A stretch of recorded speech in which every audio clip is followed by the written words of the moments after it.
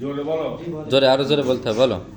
সাহাবীরা একদিন নবীজির সাথে মরুবাড়ি দিচ্ছিল মদিনার পথে।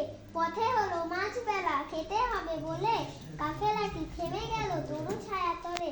কেউ বানায় রুটি, কেউ বয়ে আনে পানি। নবীজি বলে আমি কাঠ কেটে আনি।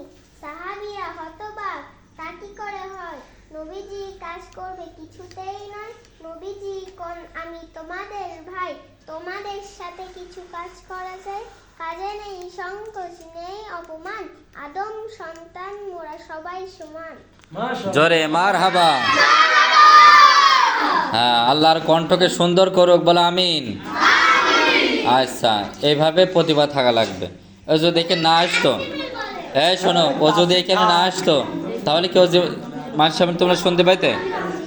এক একজন একটা প্রতিভা আছে, কি আছে? প্রতিভা আছে, এই জন্য এগুলো মানুষের সামনে আসলে কি হবে না, কখনো বের হবে না।